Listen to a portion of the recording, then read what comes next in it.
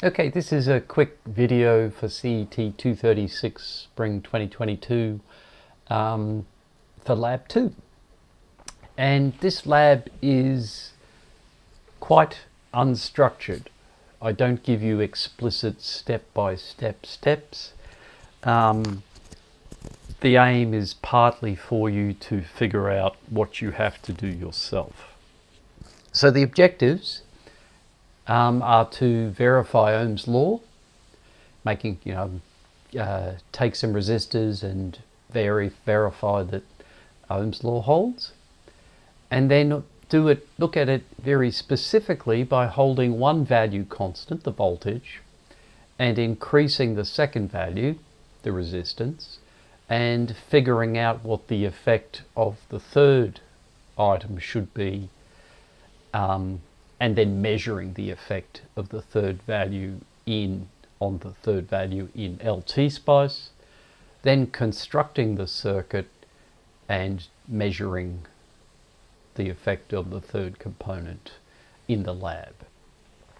The third objective here is to be able to draw the circuit with the appropriate passive sign convention to label the polarity of the voltage, the current direction, and the power dissipation for the active and passive circuit components.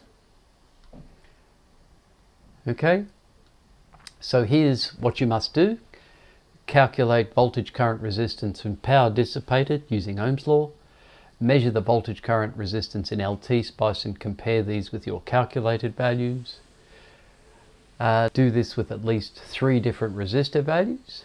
Draw diagrams of how you measured everything, showing that you followed the passive sign convention. And then build the circuit in the lab and measure the voltage, current, and resistance for all components. And then put all of that into the Excel spreadsheet and submit it to Blackboard. Okay, so what values of resistor? Well, let's just have a quick look at resistance values. So I'm just going to do that, and I'm going to add a new page and lab 2. So before you choose just some arbitrary resistance values, let's just have a look at what resistance values are available. And let's just do a quick Google search.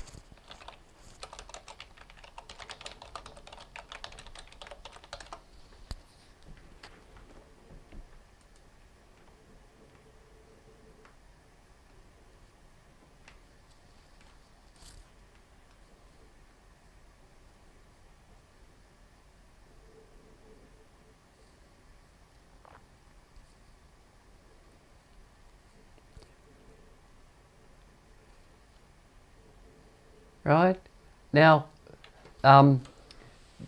when I learnt this stuff quite a long time ago, and when I was coming through, the series that you had to learn was this E12 series, right?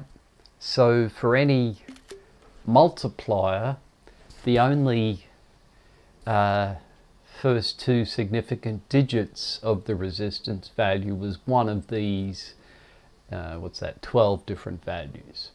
10, 12, 15, 18, 22, 27, 33, 39, 47, 56, 68, 82. That was it. There were no other available values. Since tolerances have been proved, there's series more.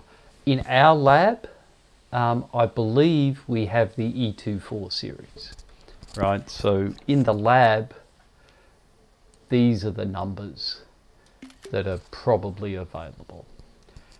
as you get better tolerance and you get more and more available values. But we're sitting up here at E24, and I suggest you limit yourselves to E12 values. Let's just stick those. So let's say possible resistor values.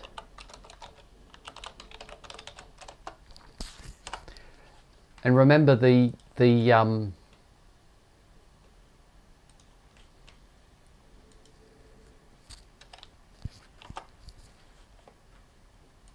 lab said to do this with 3 different resistor values, and they have to be increasing, or you have to choose them so that you can so that you have them in increasing value.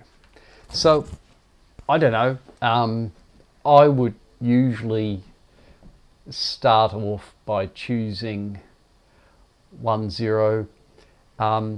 I tend to go 102233, but it's completely up to you. Choose whichever values you like out of these 3, these 12 values. My power just browned out, so I may not be here much longer, at least not online.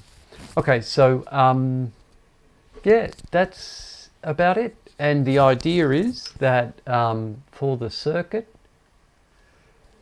we need to draw a power supply. We need to draw, oops, let's try that again. Let's make a better circle. Right, so we draw a power supply, and we draw a resistor. Now, I've already put the positive and negative here. The other thing I need to draw is the current direction, and I'm going to say the current is going around that way.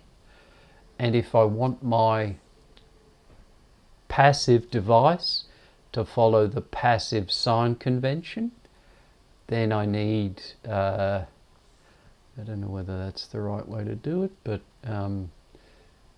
it's just putting black on black might be hard to see, right? So, so I'll just draw it in red like the other side, right? So that's what I'm after as far as we've identified the polarity of the voltage, we've identified the polarity of the voltage across the resistor, and we've identified the direction of current flow. You need to show all 3 in order to show me that you understand the step 4 in the write-up.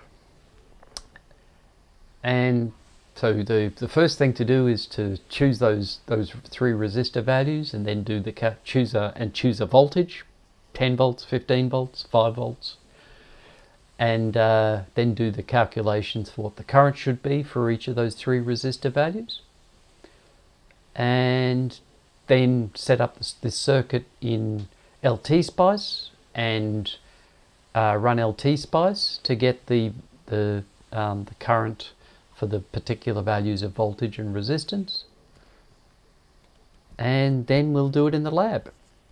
What I'm thinking about the lab next week, given that we're not in class today, is that we'll start off the session with some labs. I'll give a bit of an introduction first, but we'll try and do labs 1 and 2 on Saturday.